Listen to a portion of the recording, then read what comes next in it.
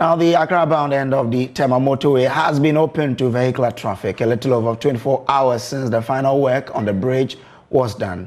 The opening came off early Friday morning in fulfillment of an earlier promise by the Ghana Highways Authority to the effect that they would complete the work on schedule and to ease the traffic which has frustrated commuters plying that route. JoyNews' Michael Papani Ashley has been interacting with a highway engineer, Emmanuel Odailai, on the next phase of the works on the motorway. Actually, like you rightly said, one component of the deck got distressed, and which will result in collapsing, and so we find it prudent to quickly come in to put in an intervention. And that's exactly what we have done. Great. So let me ask about the concrete. Now that's the conversation right now. That is it fully cured? Can we trust it to last just as long as what people call the Kwame Nkrumah motorway? Yeah, I mean basically concrete undergoes the curing process, and it can be hastened. And that's the hastening process by adding an additive. And then the additive is what we've added to allow the curing process to hasten. And so yesterday we took what we call the cube, a portion of a sample to the lab, which has been crushed, and it's overwhelming with the strength that was achieved. It just went over the anticipated strength. We wanted 40 and it's over 60. And so we are happy that yes, what we have on the ground is okay. And apart from that, we have to increase the reinforcement. Past it was 12 mm reinforcement that was used, but now we have to go 16, and then the spacing we have to reduce it, and then increase. All the engineering. We put in all the necessary engineering features that will allow it to last for the minimum of 50 years. So what we are seeing now, and then the curing process. The strengthening is a process. It doesn't end. Once water goes into it, concrete is happy when it gets water. To allow the hydration. You see, it dehydrates when it doesn't get the water. So once it's getting the water, it means the hydration process is going. But after 28 days, the hydration process the strengthening is insignificant. So once we have been able to bring the 28 days to 24 hours, it means what strength gain that we'll be getting now is insignificant. We are over 99% strength gain, which for us it is okay to open to traffic. Great. So ordinarily, concrete work without any additive would have taken somewhere 28 days. Yeah, 21 days, but 28 days to fully harden. That's achieving the full strength. But you've done that in say 48 hours. Yes, because you added. It's 24 hours. 24 hours because you added some special components to it. Yes, exactly. But of course, it comes with cost, and we have to do the cost-benefit analysis, looking at the burning of fuel, the time wasting, man-hour, and all that. So we quickly had to discuss with the minister, who agreed that look, go ahead, and then with his support, we'll be able to achieve this. And so a lot had to go to the government for allowing us to go the engineering way. What we always advise is that if the engineers are allowed the free hand to work, then you will see that things will go on in the country. Now, I come to ask whether we are entirely, and I see some works are still being done around the bridge. But in 2014, I know the same bridge, the same portion of it was earmarked for renovation works. We saw a different method used. Explain to me how different, or how come 8 years down the line we're working on the same bridge with taxpayers' money? Yeah, like you rightly said, we have to get value for money. It's not every project that once proposed has to come into being, and you have to look at your past and look at the conditions. Past governments have gone through a lot of negotiations. Concrete is very, very expensive. It is about 10 times the cost of what we do ordinarily with the bitumen. We call it the rigid pavement, and depending on the thickness that you are going, and then the loading effect. So it comes with a lot of cost. So now, because at the time we were anticipating that we will get a good negotiation to go through, and so why would you like to do something like this, which will take a very long time, and then we put in all the necessary costs. So we came in with an improvised one, which is equally good, by putting the steel deck, which we did. Now, in a related development, the supervising engineer on site, Aaron Nanamponsa, said the next rehabilitation works will include patching of potholes on that stretch. You see, maintenance is a process. Maintenance is a process. We've been doing it. That's the main reason why it's out of the checks that we did, I realized that this one is having a serious defect. So we've been doing it. Just that when the lifespan of it, you have everything have a lifespan. When it reaches its lifespan, you have no option, but you continue to maintain. So we can finish this bridge, and in the next day, another one will show up. So we are praying that the minister promise of, I guess, we are going to have a source cutting for the reconstruction of the motorway. So that's what we are praying, that we will do that, so that at the end of the day, everybody can go and sleep. But once we wait for it, the potholes that are developing on portions of the motorway are quite dangerous, and potholes that can cause a lot of death if care is not taken. Yeah. Why aren't we filling them to make them quite motorable? Because this is a motorway, for Christ's sake. Yeah, currently, as I said, it's about 60 years. It's about 60 years. So the moment the lifespan reaches or elapses, this development will come. Now we cannot close the bridge at one side and do the patching at the same time. Then it means that the whole place will come to a halt. So what we are doing is, let's tackle the most serious one first. Our mobile maintenance units are on standby for the potholes. So that one will be done immediately after we have finished this one. So there will be pothole filling after this one? Pothole patching, yeah, after this one. And that's an assurance? We have a mobile unit who are in charge of such things, and our chief executive have given to them and have instructed them to do that work. So that one will also be done after this bridge. Now, the National Disaster Management Organization in the Northeast region has confirmed that more than 400 people are displaced and one person killed after a rainstorm hit 8 communities in the West Mamprose municipality. The deceased is a 6-year-old girl who died in her sleep after a building collapsed on her. 6 others, including a pregnant woman, were also injured in the incident. The storm also destroyed over 5 school buildings, including the Wale Wale Senior High School. The victims, as well as authorities in the municipality, are calling on the National Disaster Management Organization to come to their aid. Correspondent Elias Otanko reports. The affected communities include the municipal capital, Wale Wale, Bimsi, Wulugu, Nayoko, Gagbini, Diani, and Katabanawa. The storm destroyed 81 houses, resulting in the displacement of 434 people in the 8 affected communities in the municipality. One of the buildings collapsed on 8 occupants in the Wale Wale township, killing a 6-year-old girl and leaving her and siblings with varying extent of injuries. The child has since been buried after police and medical examinations were conducted. The mother of the deceased, Ayi Ali, who had her waist smashed by a falling object, narrates to JoyNews how she and her 4 other children escaped the fury of the storm. The roofing caved in on us while we were asleep.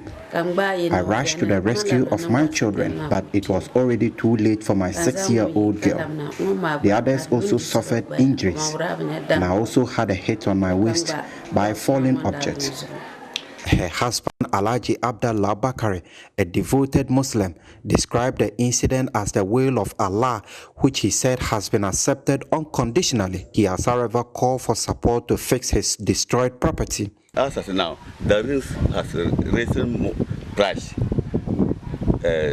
Burden is raised, everything raised the money. So it can help, get help. The storm also destroyed about 5 school buildings, including the Wale Wale Senior High School, which has lost about 3 classrooms and part of the school wall pulled down. The headmaster of the school, Ibrahim Sibiam, says the incident has affected effective academic activities while making an open plea for urgent assistance. If we get it immediate, it will be good, in that the classrooms, as you went round, the roof, they are ripped off, and we don't have lights in those classrooms. So where we have also sent them is a temporary place where there's no light, it's abandoned. So they cannot have preps in the evening. Even if we want them to come to the classrooms that have light, they will be choked. The classrooms there won't be space to accommodate them. So if we get it immediately renovated and lights restored, academic work will go on very well. The rainstorm also caused damage to the St. Joseph Primary School, Wale Presby, and another primary school in Wulugu, and several others across the municipality. The assemblyman for the Nayilifon, whose electoral area has been hard hit, appealed for support for the victims, as well as to urgently fix the damaged school blocks. Most of the houses that have been hooked up, looking at the current conditions of life, if we do not support them, some of them are going to be very distressful. So I therefore call on authorities and NADMO to urgently come to the aid, particularly the schools, so that the children can get sufficient and enough spaces to be able to continue their studies in the school. Many of the affected communities who are well-to-do have begun to fix their properties after days of no response from the National Disaster Management Organization in the municipality. But those who are less capable still await a helping hand from NADMO. The National Disaster Management Organization in the region, however, says it is still conducting an assessment of the disaster to plan a response. The regional director of the organization, Alasan John Kweku, spoke to JoyNews. I'm sure by tomorrow the assessment will have been done, because we've gone there more than halfway. And as I speak to you now, our men are currently on the ground doing the assessment. And then with regards to those who are displaced, the communities are dotted. We have our relatives and our family members dotted around. So people have decided to go and stay with their family members. And I don't think we have a problem with that. And those who have challenges or issues with regards to where they put up themselves, a temporary place for them. Although the organization is yet to come to the aid of victims of previous weather-related incidents which occurred in different parts of the region due to its overwhelming operational and material challenges, the regional director insists the organization is capable of discharging its duties of preventing and managing disasters in the region. This is not the first time that we're experiencing such a disaster. It has happened before. And then NADMO, I can assure you that we are more than prepared to deal with any eventuality that will arise as a result of this rains and then the disasters that we are anticipating. From Nalirgo, Ilyasu Tanko, reporting for JoyNews. Now, Vice President Dr. Mahmoud Bawumia is asking public universities to put their internally generated funds to proper use to support the government's effort at improving infrastructure. Highlighting the University of Professional Studies as an example, Dr. Bawumia said the implementation of the Free Senior High School program has now put a strain on government financing, and schools would have to put in more than ever before on their own to sustain their schools. He was speaking at the investiture of Dr. Kofi Kudwa Sapon as the new Chancellor of the UPSA. The Free Senior High School program has in part led to an increase in the number of students in the country's senior high schools. According to the Vice President, the program has enabled all to now access education at the secondary school level. 5 years ago, government rolled out a bold flagship program, the Free Senior High School Policy.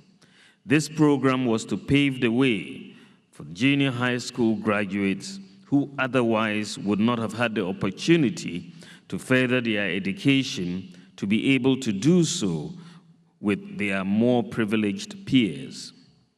Today, senior high schools are graduating twice the number of students they used to, if not more.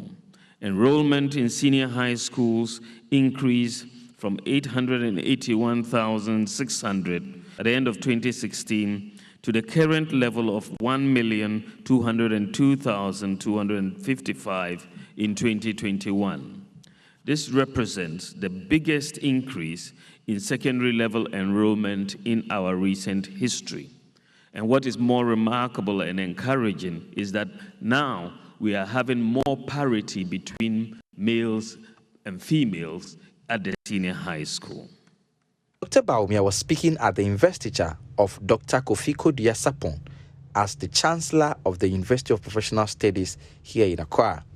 The Vice President of the Republic, Dr. Bawumia, said tertiary schools need to contribute to education by using internally generated funds and applauded the UPSA for their effort in supporting government in that direction. Mr. Chairman, I must take this opportunity to commend the leadership of the UPSA for the immense contribution to education in Ghana.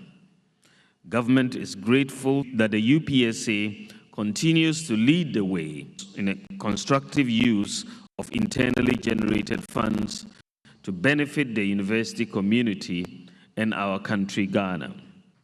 The infrastructural development underway at UPSA is an illustration of how tertiary institutions can mobilize to absorb incoming students. Dr. KK Sapon has distinguished himself in all aspects of life and also has an extensive background in executive management with over 30 years of experience. He succeeded His Royal Majesty Drolo Boso Adamte I as the second Chancellor of the UPSA. The Governing Council of the University appointed Mr. Sapon, who is currently the CEO of the Ghana National Petroleum Corporation, as the school's new Chancellor beginning this year to fill the role in accordance with Section 14 of the UPSA Act 850. The new Chancellor pledged to dispense his duty to the best of his ability. He promised to help set up the Chancellor's Endowment Fund to help support research with a target of 20 million cedis. It's been my policy or objective, so to speak, that wherever I work, I leave a legacy. And here I look at the gap in the funding for research. And based on a DFID, the Department for International Development of UK report that I studied, that Ghanaian universities lack funding for research. I thought that maybe that would be something I can leave as a lasting legacy for the university as I come in as Chancellor. At least for the five years that I have, it should be possible for me to help put in place this fund from which the interest earned on the base investment will be used by the university to conduct research that they find or they deem necessary. I'm going to work with the council to work out the modalities, and then when that is done, we set out to raise the funds. Obviously, I will make a contribution myself, which I keep to myself for now, and see how the others will come in. Over the 5 years, we want this fund to grow to a base amount of about 20 million cedis, and interest on it. If you look at current interest of maybe 20%, then it will leave about 4 million cedis a year to apply to research if we have the base amount raised from day one. So that is the kind of vision I have in respect of that. Tasha Michelle's report for JoyNews. Now, the Hajj Board has led a team to inspect the multi-purpose terminal at Tamale International Airport ahead of the airlifting of 1,736 pilgrims from Tamale to the Kingdom of Saudi Arabia. The first flight departs on Monday, June 20. The new terminal is to enhance the departure formalities of would-be pilgrims at the airport instead of the Aliyu Mahama Sports Stadium, which used to be the place in previous years. Martina Bugri has more. The team inspected the check-in area and the departure area and other facilities at the terminal. Speaking to the media after the inspection, a member of the Hajj Board, Farouk Hamza, said they were satisfied with the work done so far at the facility. I think we are here today together with the stakeholders in the aviation space to ascertain for ourselves the state of readiness of the new Hajj terminal, or the multipurpose terminal that has just been constructed by government here at the Tamale International Airport. And indeed, we are impressed with what we have seen. We are convinced that the place is very much ready for the Hajj operations this year. Our focus is on the multipurpose terminal, because the main airport itself is still under construction. It's not ready for use.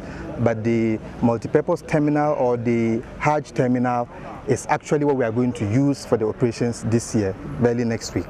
And to that extent, that one is ready, very much ready. What I do remember is that they talked about the lighting situation out front, and that has been taken on board by the open space. Yes. It wasn't too good in terms of security. People could move. Well, I think we are doing this in conjunction with all the security agencies.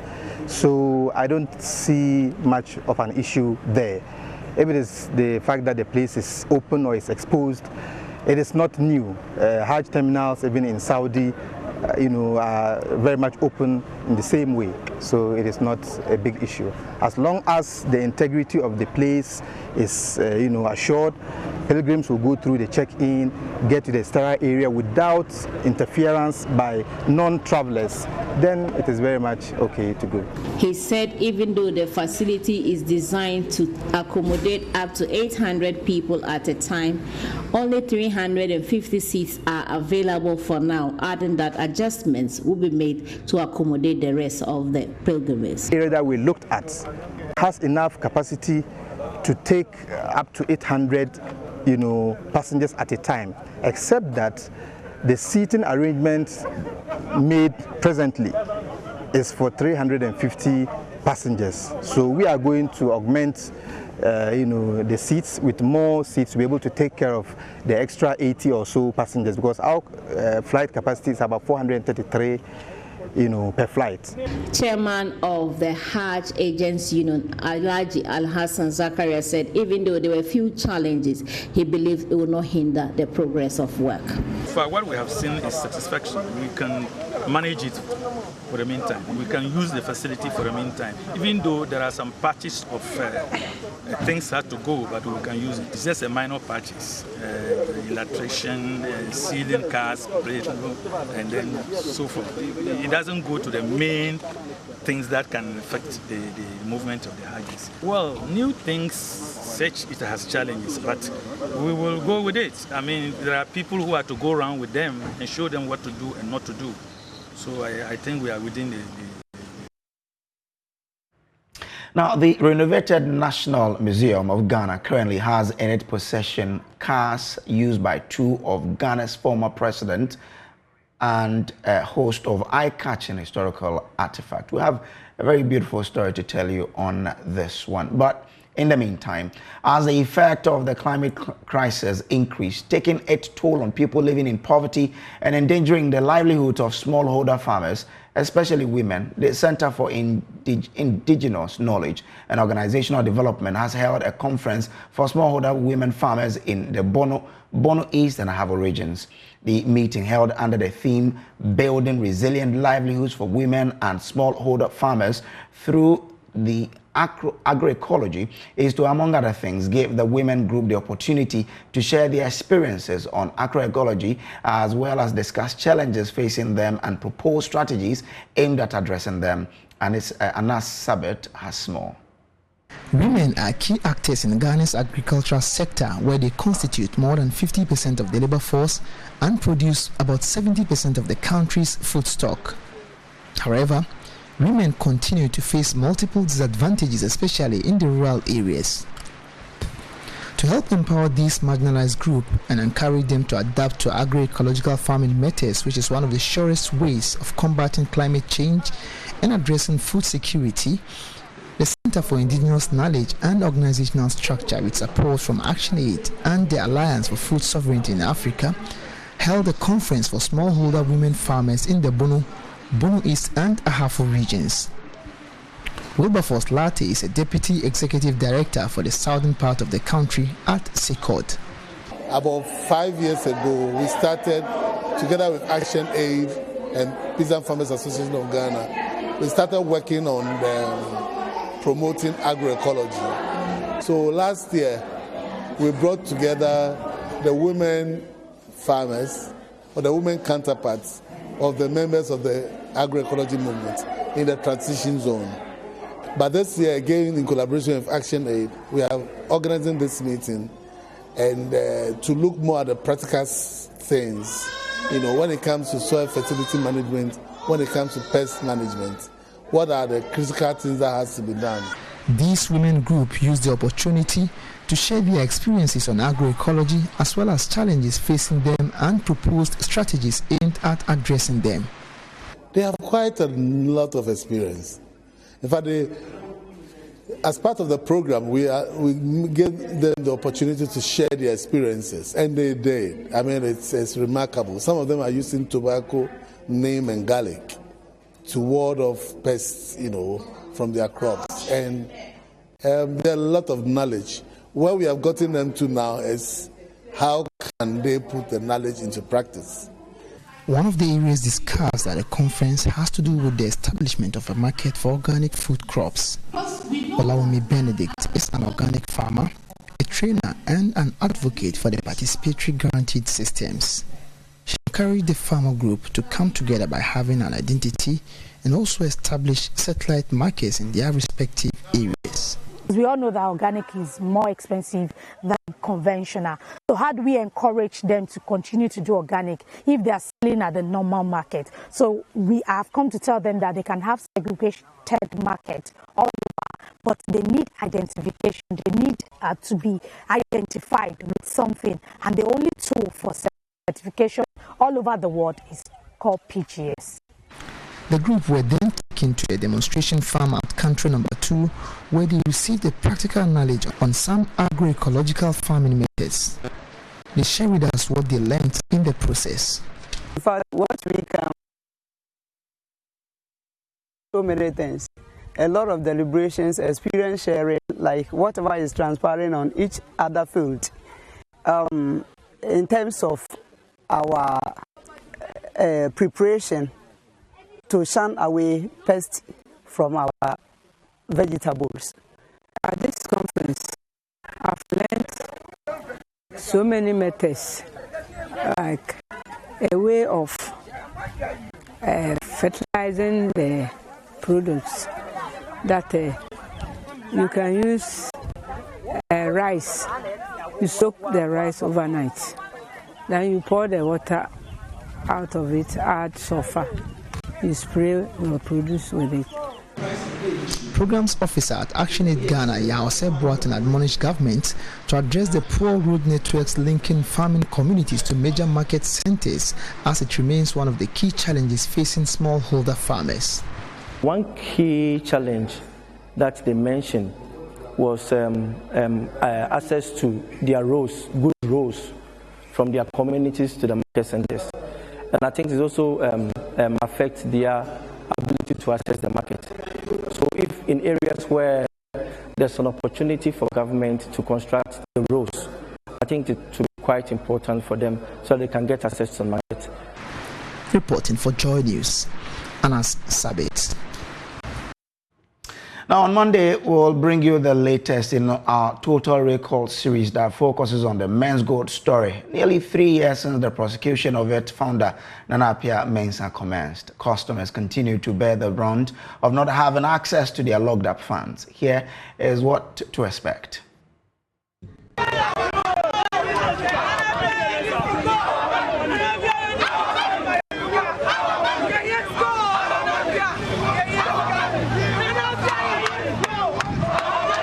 In July 2019, state prosecutors filed charges including defrauding by false pretenses against CEO of the defunct company, Nana Appiah Mensah, aka Nam1.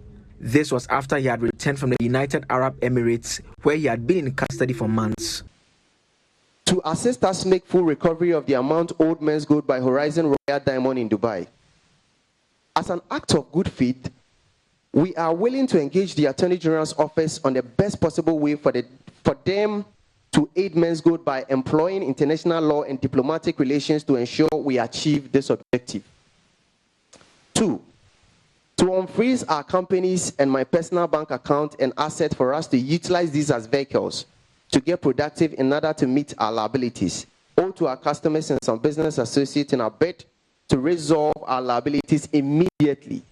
Nearly 3 years on, monies invested by the thousands remain outstanding. His prosecution has not even reached the level of a single witness testifying. The case has seen more than 15 adjournments with prosecutors constantly asking for more. Stephen Abuaji's hope keeps deteriorating. He's one person whose life will never be the same. Oh, a friend told me about it, that this what has come to the system, that thing is very fine, so I should put myself into it to help me. Even the car that is using at the workplace is the same men's good money, so I should try my best and do like 6 months and see what will happen. And then I go to my bank. I invested at commercial and then Access Bank, so I went there to withdraw all my money there, and then I withdrew to go and buy the good chips to men's good. I mean, were you not worried about whether this is a company that you could trust, whether it is registered? Were you not worried about all those issues? I'm I'm somebody that I used to do more investigations, but what touches my heart that I put my money is the time that the guy was helping GFA, and then he was conniving with the president. You know, I see everything was genuinely. That's the motive purpose that I invested in men's good. Now, the renovated National Museum of Ghana currently has in its possession cars used by 2 of Ghana's former presidents and a host of eye-catching historical artifacts that tell the Ghanaian story in a fascinating manner. My colleague Joseph Akable got access to walk through the gallery and gives you an idea of why you must visit the store of rich Ghanaian history.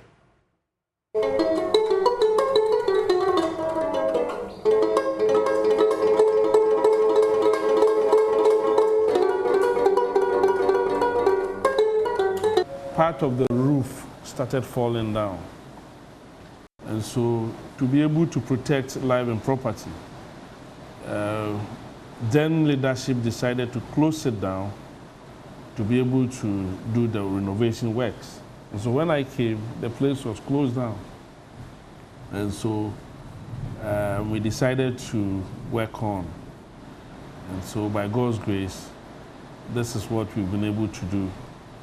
And the president reopened it. The exhibition is titled Unity in Diversity. And as diverse as we are, we have several ethnic groups with different cultural practices and ways of living.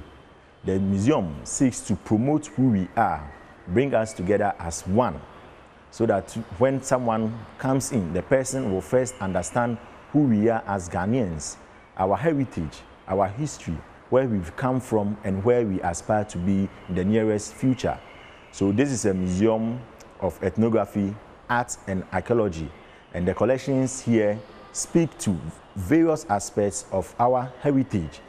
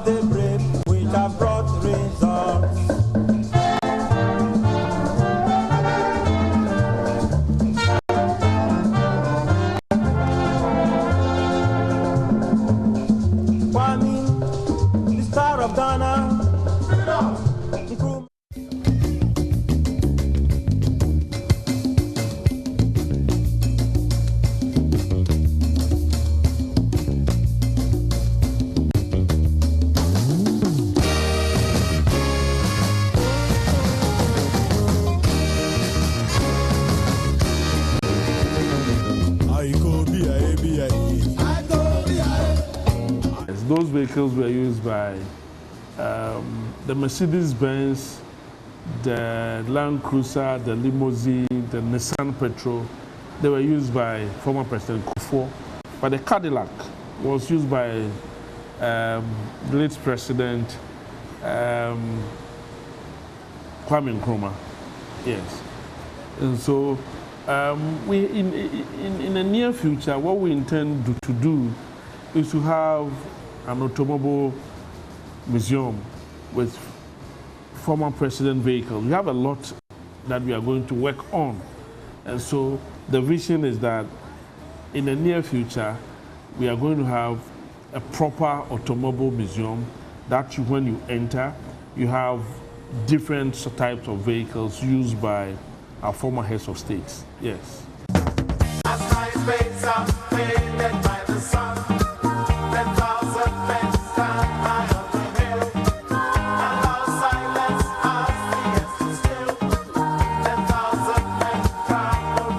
So we entreat all Ghanaians to come to the National Museum. And you see, I also want to entreat Ghanaians to come. When you go to the Western world, we have people going to the museum to donate, both in cash and in kind, and all sorts of other things. And so we entreat all Ghanaians to come to the National Museum and donate.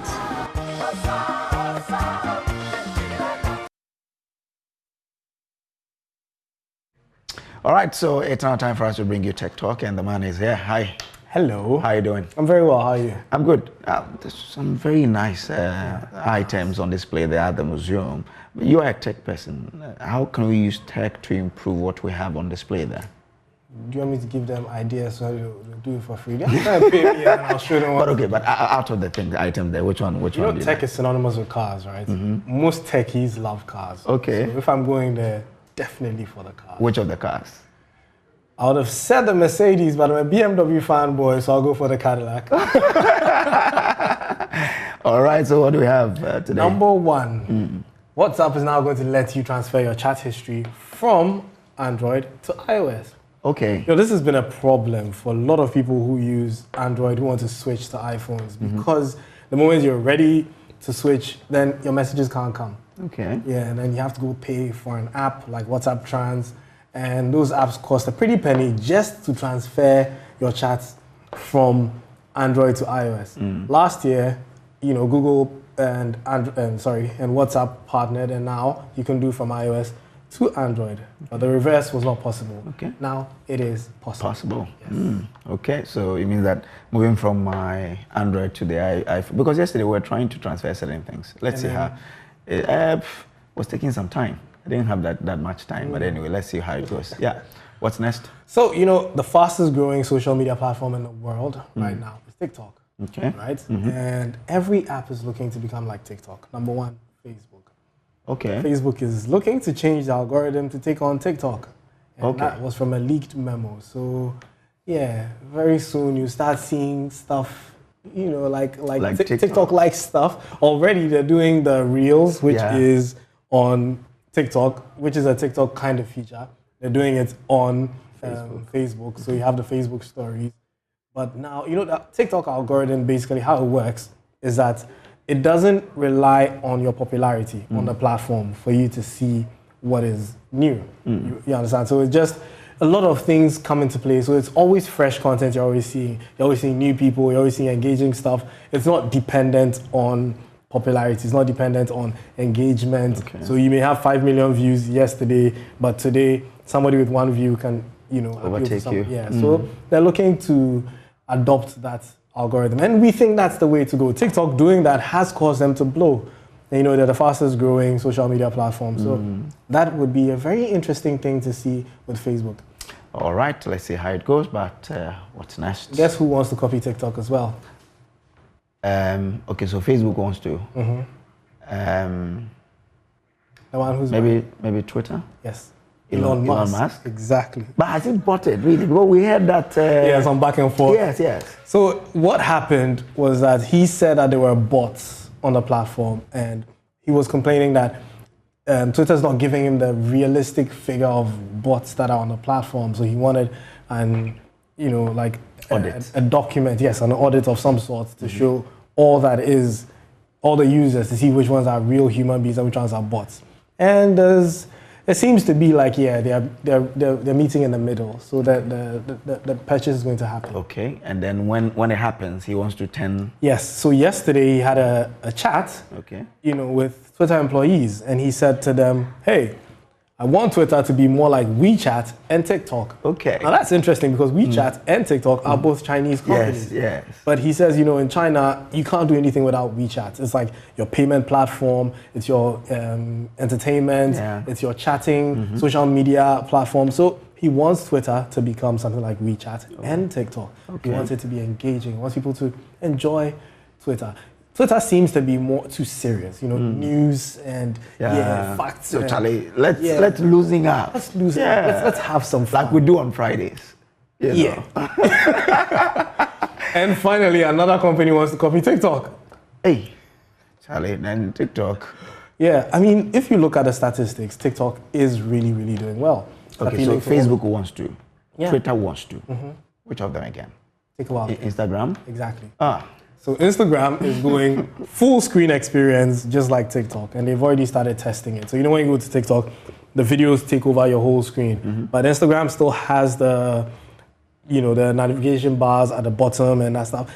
People feel it's not immersive enough. So Instagram is beginning to test that, full screen for the feed and updating its navigation bar, hoping to be like TikTok. Interesting happenings in the TikTok tech one is sitting down feeling very smug right now, like everybody more money. Everybody wants to be like Charlie. And it feels it's good for the Chinese because they wanted to do this. But the Americans were looking to frustrate them. They wanted an American company to buy out TikTok for them. But it didn't happen. Well, thank you very much. Thank you for having me. Yeah. So that's it for Tech Talk. Up next is business. Stay with us. Tech Talks.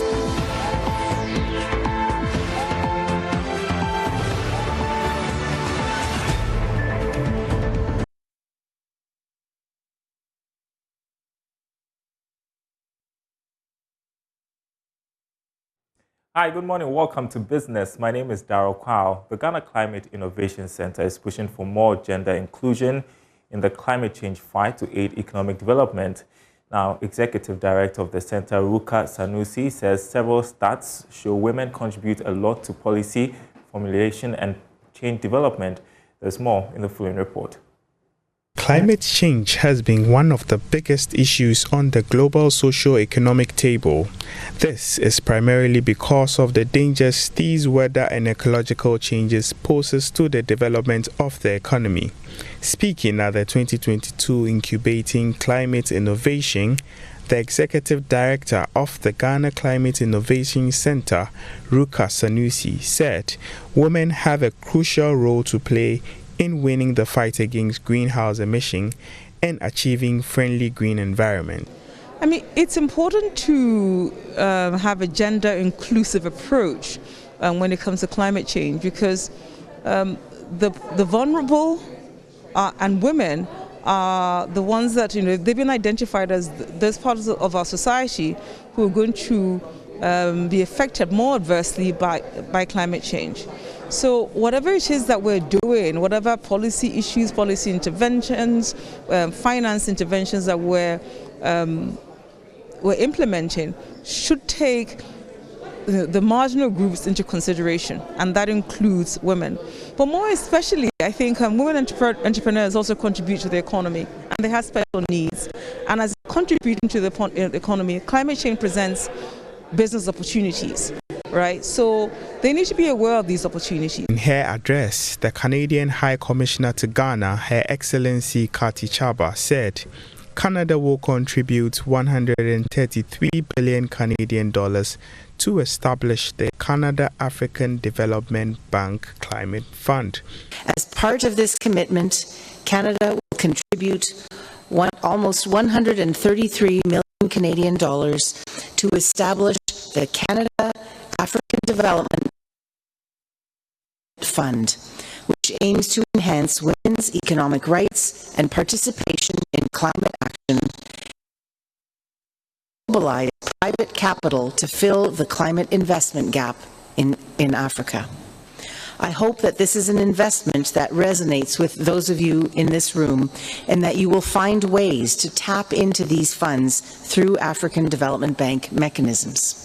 The Incubating Climate Innovation is a thought leadership symposium focused on climate change, private enterprise, and economic and ecological prosperity. The symposium is organized annually by the Ghana Climate Innovation Center, an institute at Ashesi University, one of Ghana's premier universities. The theme for the symposium was Building the Green Economy in Ghana, the role of gender and entrepreneurship. GIZ Ghana says Invest for Jobs initiative will play a critical role in reducing the unemployment situation in the country. We have more in this report from Kwame Anka. Invest for Jobs is an initiative of the German Federation Ministry for Economic Cooperation and Development being implemented by GIZ Ghana. The initiative is supporting Don Bosco Technical Institute with €1 million to train youth in bridging the industry and education skill gap. The program, which expects to train 2,000 youth by close of this year, has so far trained 455 individuals in different areas including automobile, electrical and electronics, hospitality and logistics and warehousing. Team leader for Invest for Jobs at GIZ, John Duty, says technical and vocational training provides the country a means to deal with unemployment. According to him, German Development Corporation is investing heavily in this area. So you can see that there's so much investment into equipment that the students will be taught in here. So it's not only theory. Now, in addition, they also go on internship. So when they even practice here, they still go out to have a feel of the world of work, where we let them intern with companies around. So 70% of them actually go out there on internship, and we expect that they will be absorbed by these companies who are always complaining that we train misfits. Now the companies are part of the training. Principal of Don Bosco Technical Institute, Reverend Father Mark Ishen, says 3 months training and 3 months of internship equip trainees with skill needs of industries. The school gives you another 3 months to experience the work market. One thing is having papers, having certificates, and going out there in search of job. When you are given the job and they ask you, put something on the table, work on it, and you are not able to do, definitely you will not be counted. Meanwhile, a beneficiary, Esther Klo from the automobile department, is excited to have training in auto electrical. It's a great opportunity for me because I know that this space is not reserved for men only. We women, we can actually do it and even do it better. Association of Ghana Industries, traditional authorities, among other stakeholders, were present. And that's all for business. There's more news after this break.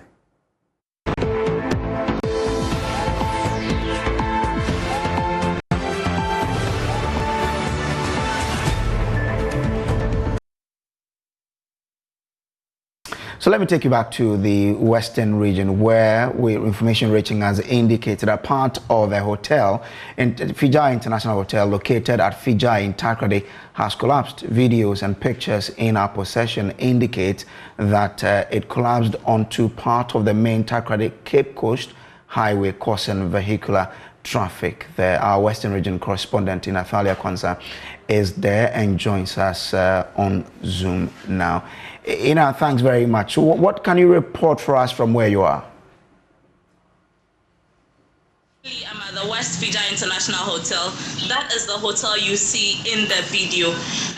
Just like you have said, on the day when it rained heavily, it did stop vehicular movement. But yesterday, the owners of the hotel have, together with NADMO, have cleared the road now, so people are able to use it. If you can see clearly, and you know this very hotel, portion of it have been brought down. But I have with me the manager of the hotel, Eba Sophie, who is going to tell us what exactly happened. So Auntie Emma, let me hear from you. What really happened on that day? Okay, good morning. Around 10:30, and one of my researchers and the security man told me that the wall has come down. So how possible? So I said, oh, you leave it, tomorrow I'll come and check it. They called me again, said no, because of the wall, the sun had covered the road, so I have to come down and direct the cars. To be frank, it was very, very tough for me. Very, very tough. It wasn't easy. So what's the way forward? I mean, this is a hotel, and then looking at how the part of it have slide down, what's the way forward for you and then those who live around here? We stopped operations Wednesday. Yes, but we are praying to God that by a month's time will come up. So for now, you are not working? No, you are not working. Look, if you look at the situation, we can't work. And it's a hotel. It should be very nice. But I saw a car down there. Who does it belong to? Yes, it's one of the occupants. Yes, any casualties recorded? No, we thank God for that. No casualties. We thank God for that. Okay. It's only the car. Okay. The car was parked under the shade. So when the wall came down, the shade also fell on the car. Okay. All right. Thank you. You're welcome. Okay. So, Kojo, you've heard from Emma Esulfi. She happens to be the manager for this particular hotel. I understand that Nadmo from STMA have been here. And so I would also go there and then speak to them later. And whatever information I gather, I will surely pass it on to the team in Accra. Thank you very much. That's our correspondent in Western Region in Athalia Kwanzaa there. And that's how we call it a wrap on our bulletin for you today. There's more news and information on myjoyonline.com. My name is Samuel Kojo Brace. This is your home of fearless, independent, and credible journalism. Do enjoy the rest of your morning. Join us at 12.